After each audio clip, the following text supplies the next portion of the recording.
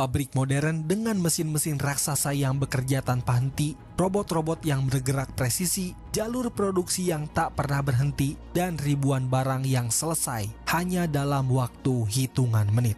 Dunia kita hari ini penuh dengan kecepatan. Tapi, pernahkah kamu bertanya, dari mana semua ini bermula? Perjalanan itu membawa kita kembali ke Inggris tahun 1760. Saat langit penuh asap hitam dari cerobong pabrik, suara mesin uap berderu tanpa henti menggerakkan dunia dengan tenaga yang tak lagi bergantung pada otot manusia. Untuk pertama kalinya dalam sejarah, manusia bekerja lebih cepat daripada tenaganya sendiri. Inilah sebuah titik balik saat kain-kain katun dari pabrik Manchester mengalir ke seluruh dunia. Saat kekayaan tak lagi ditentukan oleh luas tanah, tapi oleh modal dan mesin. Dan saat ribuan perempuan dan anak-anak masuk ke pabrik, bekerja berjam-jam di bawah cahaya redup demi sesuap roti. Orang-orang saat itu belum sepenuhnya menyadari bahwa saat itulah awal dari sesuatu yang dinamakan revolusi industri.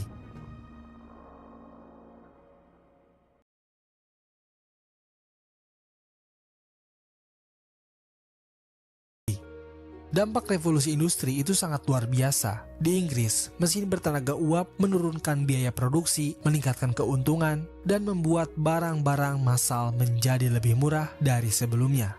Secara keseluruhan, standar hidup naik sekitar 30% sepanjang revolusi industri. Kemajuan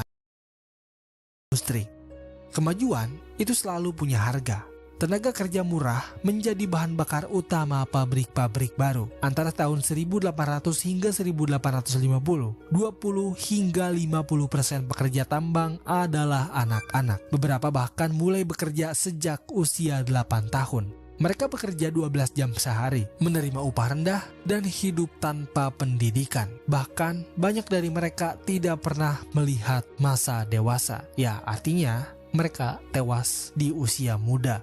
Pabrik memang membuka lapangan kerja, gaji datang rutin, tapi jam kerja kaku. Saat itu tidak ada upah minimum, tidak ada perlindungan dari inflasi, dan setiap hari pekerja hidup dalam bayang-bayang pemecatan mendadak. Lebih parah lagi, mereka terjebak karena pekerjaan pabrik itu jarang melatih keterampilan baru. Sebagian besar pekerja tetap berada di tingkat rendah sepanjang hidup mereka. Dan dalam sistem pabrik, proses produksi kini dipecah menjadi bagian-bagian kecil. Seseorang mungkin hanya memotong kain sepanjang hidupnya tanpa pernah melihat produk jadi yang ia kerjakan.